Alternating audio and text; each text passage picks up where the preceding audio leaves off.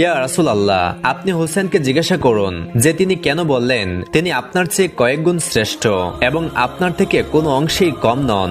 আমরা সমস্ত সাহাবীরা জানতে চাই যে এই কথা তার মনে কিভাবে এলো। হযরত ওমর রাদিয়াল্লাহু তাআলা আনহুর এই কথা শুনে রাসূলুল্লাহ সাল্লাল্লাহু আলাইহি ওয়াসাল্লাম হুসেন রাদিয়াল্লাহু তাআলা আনহুকে বললেন, হে হুসাইন, তুমি তো এমন কোনো কথা এমনিতে বলো না, অবশ্যই এর পেছনে কোনো রহস্য আছে।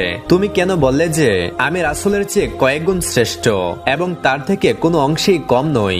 আমার সাহাবীরাও এই কথা জানতে চাই। হুসেন রাদিয়াল্লাহু তাআলা আনহু রাসূল সাল্লাল্লাহু আলাইহি ওয়াসাল্লামের কথা শুনে আবেদন করলেন, নানা যান, যখন আপনার সাহাবীরা জানতে চান তখন আমি বলছি।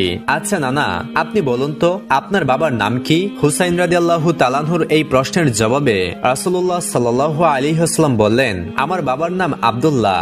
তখন হুসেন রাদিয়াল্লাহু তাআলা আনহু বললেন, তো নানা যান, আপনার বাবা আব্দুল্লাহ কি জান্নাতে যাবেন? রাসূল সাল্লাল্লাহু আলাইহি ওয়াসাল্লাম জবাব দিলেন, আমি রাসূল হয়েও নিশ্চিতভাবে বলতে পারছি না যে আমার বাবা জান্নাতে যাবেন কিনা। হ্যাঁ, আল্লাহ চাইলে তাকে জান্নাত দান করতে পারেন এবং চাইলে নাও করতে পারেন। রাসূল সাল্লাল্লাহু আলাইহি ওয়াসাল্লামের এই কথা হুসেন রাদিয়াল্লাহু তাআলা আনহু খুব মনোযোগ দিয়ে শুনলেন। অতঃপর পুনরায় রাসূল সাল্লাল্লাহু আলাইহি ওয়াসাল্লামকে তিনি বললেন, নানা যান, তাহলে এখন বলুন আমার বাবার নাম কি? রাসূল সাল্লাল্লাহু আলাইহি ওয়াসাল্লাম বললেন, তোমার বাবার নাম হযরত আলী। হযরত হুসাইন রাদিয়াল্লাহু তাআলা আনহু আবারও জিজ্ঞাসা করলেন, নানা যান, আমার বাবা কি জান্নাতে যাবেন? রাসূল সাল্লাল্লাহু আলাইহি ওয়াসাল্লাম বললেন, হ্যাঁ, তোমার বাবা অবশ্যই জান্নাতে যাবেন। তোমার বাবা দুনিয়াতে থাকতেই জান্নাতের সুসংবাদ পেয়েছেন, তিনি আশারায়ে মুবাশশারায়ে অন্তর্ভুক্ত হয়েছেন। তারপর ছোট হুসেন রাদিয়াল্লাহু তাআলা আনহু পুনরায় জিজ্ঞাসা করলেন, ও আমার নানা, আপনি আপনার সাহাবীদের জিজ্ঞাসা করুন আল্লাহর কাছে আপনার বাবা আব্দুল্লাহ বেশি মূল্যবান না আমার বাবা হযরত আলী রাদিয়াল্লাহু তাআলা আনহু?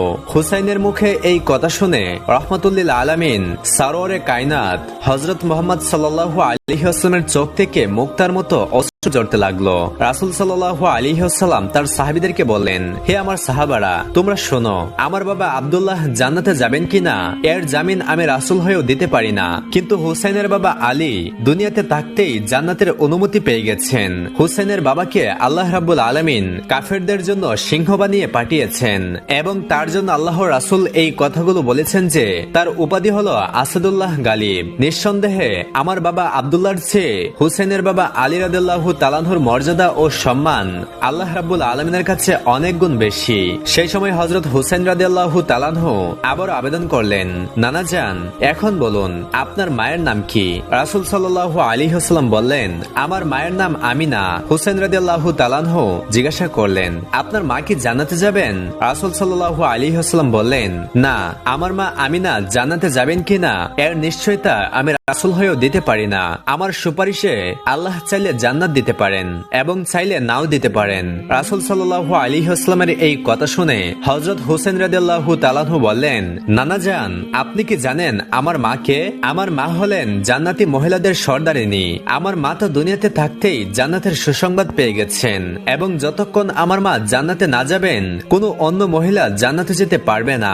অতএব নানা যান, এখন আপনি আপনার সাহাবীদেরকে বলুন যে আপনার মা আমিনা আল্লাহর কাছে বেশি মূল্যবান না আমার মা ফাতেমা? হুসাইনের এই কথা শুনে রাসূলুল্লাহ সাল্লাল্লাহু আলাইহি ওয়াসাল্লামের চোখ থেকে অশ্রু ঝরছিল এবং তার দাড়ি মোবারক ভিজে যাচ্ছিল।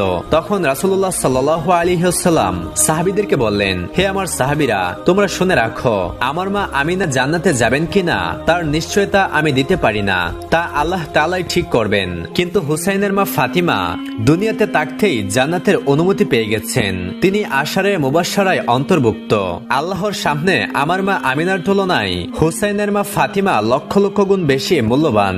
অতঃপর হযরত হুসাইন রাদিয়াল্লাহু তাআলা আনহু বললেন, নানা যান, এবার বলুন তো আপনার নানার নাম কি? রাসূলুল্লাহ সাল্লাল্লাহু আলাইহি ওয়াসাল্লাম বললেন, আমার নানার নাম ওহাব জুহরি। হুজুর পাক সাল্লাল্লাহু আলাইহি ওয়াসাল্লামের এই উত্তর শুনে হযরত হুসাইন রাদিয়াল্লাহু তাআলা আনহু বললেন, নানা যান, আপনার নানা ওহাব জুহরিকে শুধু কিছু লোকই জানে এবং এর নিশ্চয়তাও নেই যে ওহাব জুহরি জান্নাতে যাবেন কিনা। কিন্তু আপনি কি জানেন যে আমার নানাকে যখন হযরত হুসেন রাদিয়াল্লাহু তাআলাহু এই বাক্যটি বললেন, ঠিক তখনই হযরত ওমর ফারুক রাদিয়াল্লাহু তাআলাহু উঠে দাঁড়িয়ে গেলেন।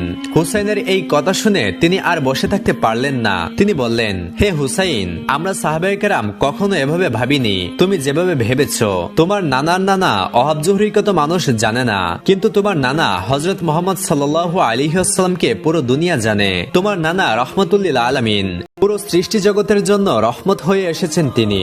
যদি তোমার নানা না হতেন তাহলে এই পুরো দুনিয়াও সৃষ্টি হতো না। হে হুসাইন, আমি অমর সাক্ষী দিচ্ছি যে তোমার নানার মর্যাদা ও সম্মান আল্লাহ রাব্বুল আলামিনের কাছে ওহাব জুহরির চেয়ে কোটি গুণ বেশি। তোমার নানার শান ও ইজ্জতের সাথে দুনিয়ার কোনো মানুষের তুলনা হয় না।